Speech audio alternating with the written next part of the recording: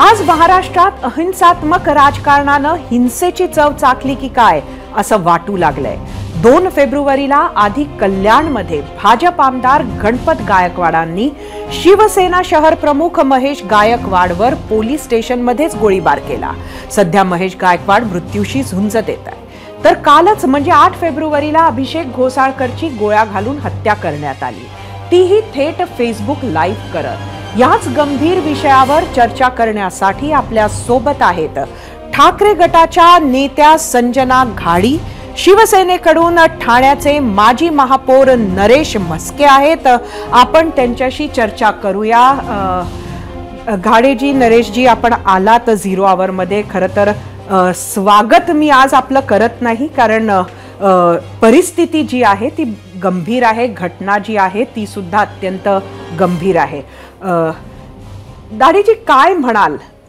तुमच्या पक्षाचे नगरसेवक राहिलेले आहेत घोसाळकर, आज सर्व कार्यकर्ते तिथे आले होते आणि गृहमंत्र्यांचा राजीनामा तुम्ही मागितलाय।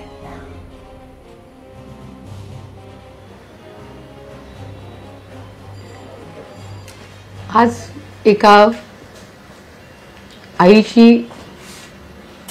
आईने आपल्या मुलाला कायमचं हरवलंय, एका गुढी मुलीने तिचा नवरा हरवलाय आणि 2 गोंडस मुलांनी त्यांच्या वडिलांना गमावलंय।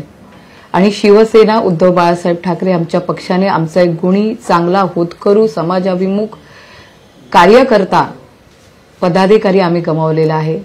आमच्या कुटुंबातला एक माणूस आज आम्ही गमावलाय आणि हे गमावण्याचं पूर्णपणे पातक आम्ही या सरकारवर लावतो। तुम्ही काही म्हणा की 2 मित्रातील ही गोष्ट दिसते फेसबुक लाईव्ह मध्ये, मुळात ही टेंडन्सी, आपण हे जे अपराध पाहतोय ते पुण्याला असो, तो काल परवाचा कल्याणमध्ये घडलेला प्रकार असो, लक्षात घ्या एक टेंडन्सी या सरकारमध्ये सेट होते का बिहार सारखी।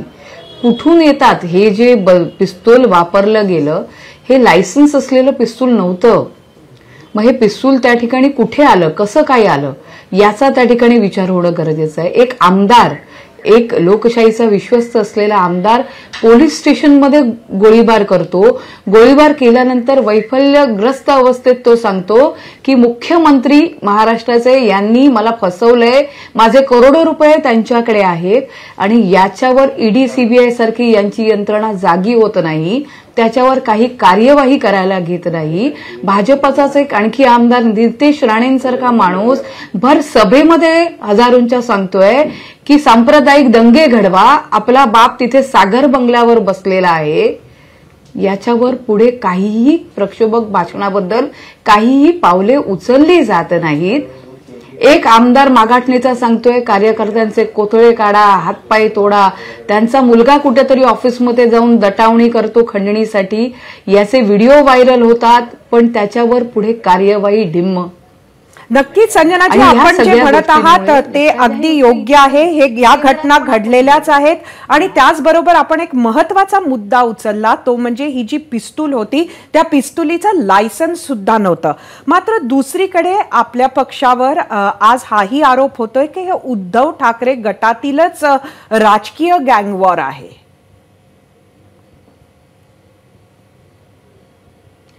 हा जो व्यक्ती आहे मॉरिस, ह्याने 2021 मध्ये बोरिवली वेस्ट भाजपामध्ये प्रवेश केला होता आणि त्यानंतर तो भाजपाचा सदस्य राहिला की नाही याबद्दल मला कल्पना नाही, पण त्याचे बॅनर्स वारंवार आमच्या पक्षासह इतर पक्षांच्या बाबतीत दिसले गेले।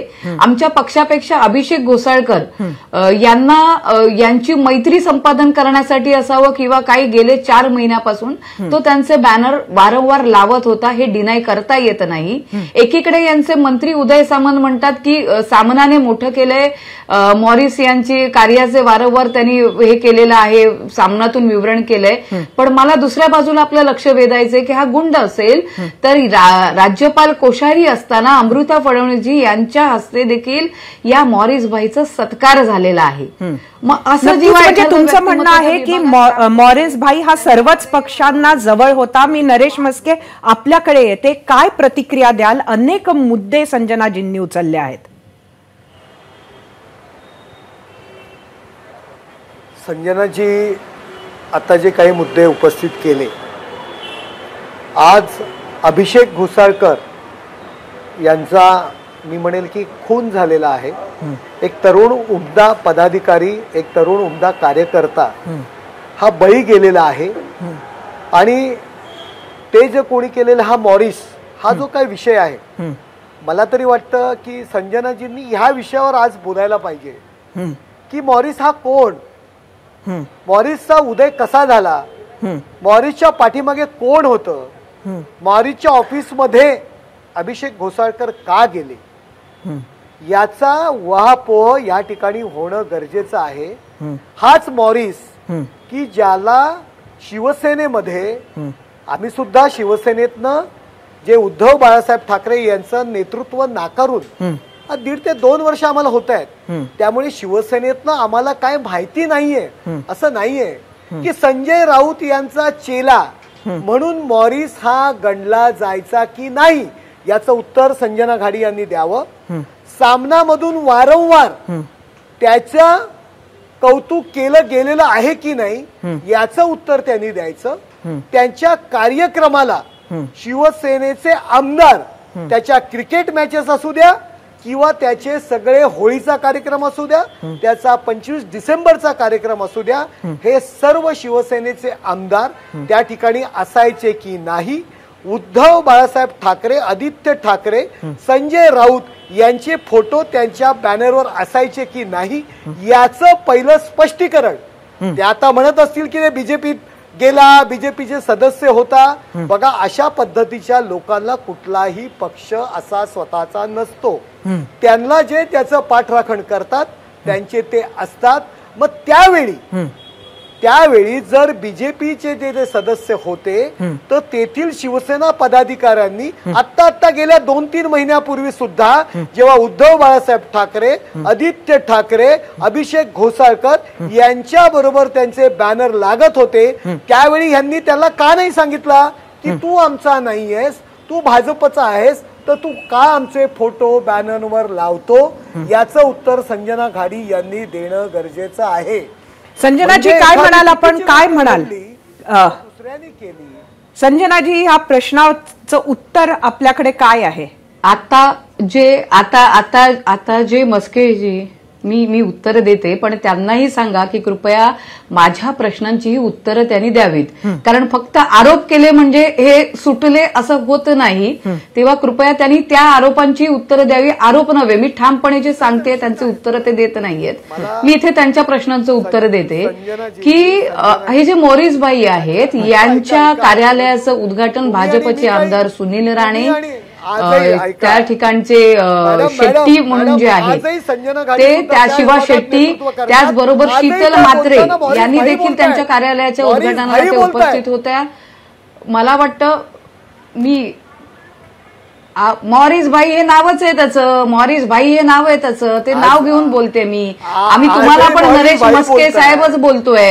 काय करणार, आम्हाला जी संस्कृती शिकवली आहे ना त्या संस्कृतीत वागण्याचा प्रयत्न करतोय नरेशजी.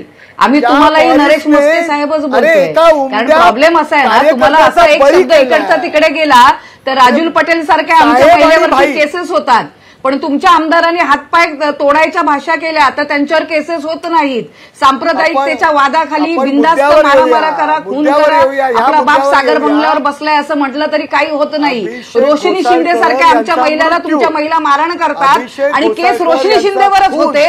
हा तुमचा कायदा आहे जो महाराष्ट्रातल्या गुन्हेगारी जगताला कळायला लागलेला आहे की गुन्हेगारांना या ठिकाणी आधारस्तंभ असलेलं वरदहस्त देणारं हे सरकार आहे. आणि म्हणून अशी आपण ह्या मुद्द्यावर बोलूया ना, मॉरिस आणि अभिषेक घोसाळकर या मुद्द्यावर आपण बोललं तर बरं होईल. गेलेला आहे नरेश मस्के साहेब, याच्यावर तुम्ही उत्तर दिलं पाहिजे. माननीय उपमुख्यमंत्री देवेंद्र फडणवीस म्हणत असतील की गाडीखाली कुत्रं आलं तरी देखील त्या ठिकाणी गृहमंत्र्यांचा राजीनामा मागतील. प्रत्येक गोष्टी देवेंद्र फडणवीस, प्रत्येक गोष्टीमध्ये एकनाथ शिंदे, आणि कधीतरी आपण आत्मपरीक्षण करा ना या गोष्टी. नरेशजी मी आपल्याकडे येते. संजनाजी एक मिनिट संजनाजी, मी नरेशजींकडे येते. त्यांचा मुद्दा जो आहे तो आजचा तर आहेच, मात्र त्याचबरोबर महाराष्ट्रामध्ये ज्या घटना नरेशजी झालेल्या आहेत आतापर्यंत त्याकडे सुद्धा लक्ष द्यावंच लागेल. एकानंतर एक अशा पद्धतीनं घटना होत आहेत.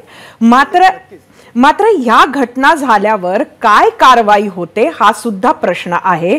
आजची एक घटना जी आहे त्यातून सुद्धा रोज ज्या घटना होतात त्यातनं राजकीय आरोप प्रत्यारोपच होतात.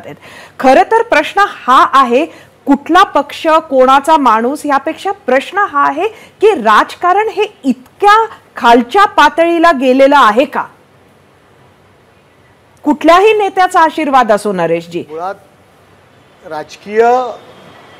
राजकीय ईर्ष्या राजकीय चढाओढ ही असावी, परंतु ती जी काही चढाओढ आहे ती जी काही ईर्ष्या आहे त्या ह्या लेवलला येणं खरोखर चुकीचं आहे. प्रत्येक राजकीय पदाधिकारी असतील, राजकीय कार्यकर्ते असतील, राजकीय पक्ष असेल, यांनी कुठेतरी आता आत्मपरीक्षण करण्याची गरज आहे की ह्या लेवलला एखाद्याचा खून आणि मुर्दा पडेसपर्यंत अशा पद्धतीने राजकीय ईर्ष्या आणि राजकीय चढाओढ असावी हे चुकीचं आहे.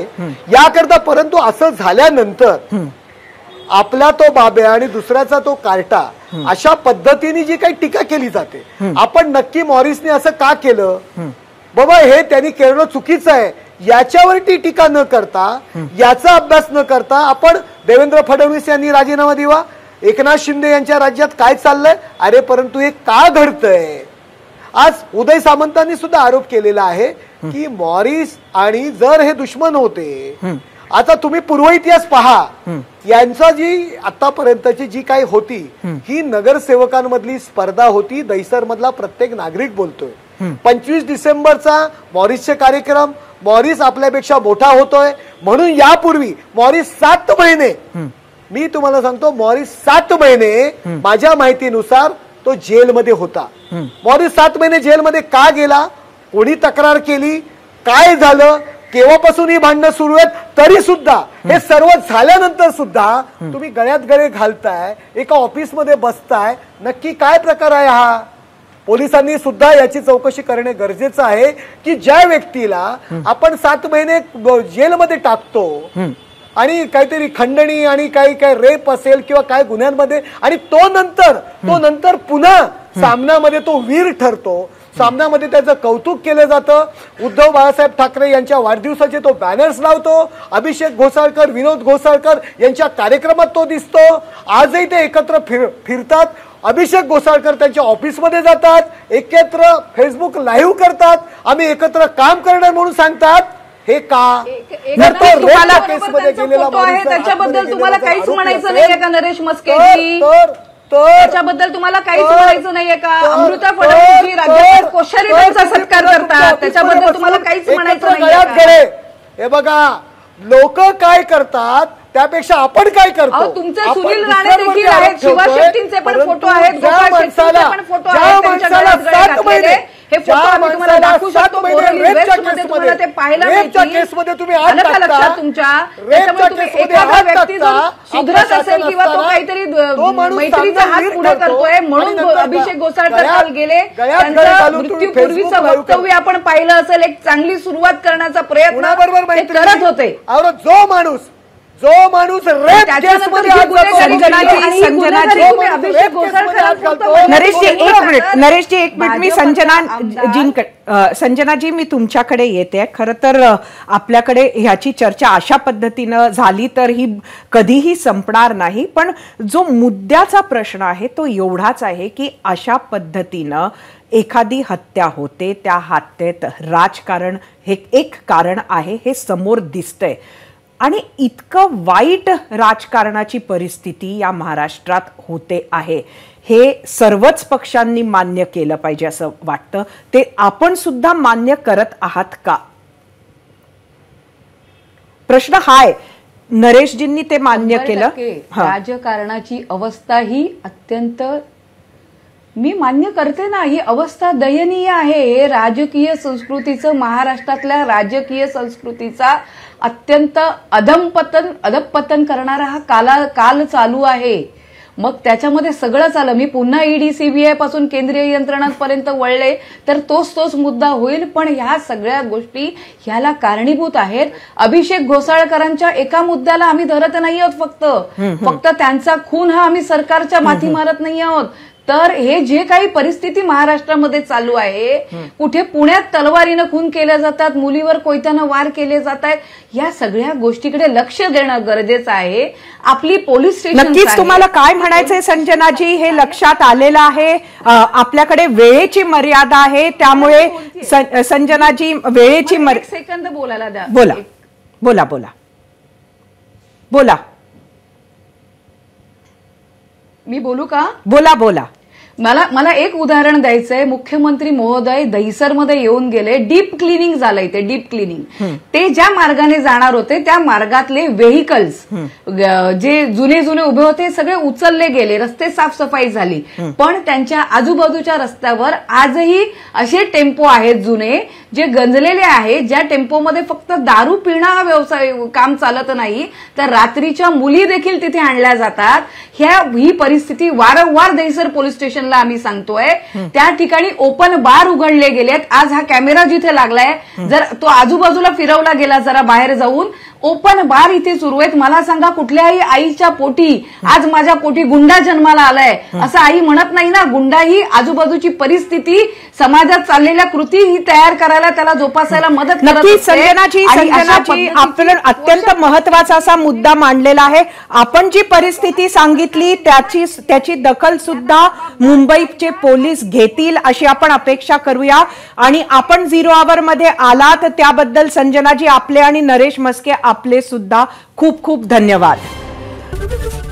एबीपी माझा, उघडा डोळे बघा नीट.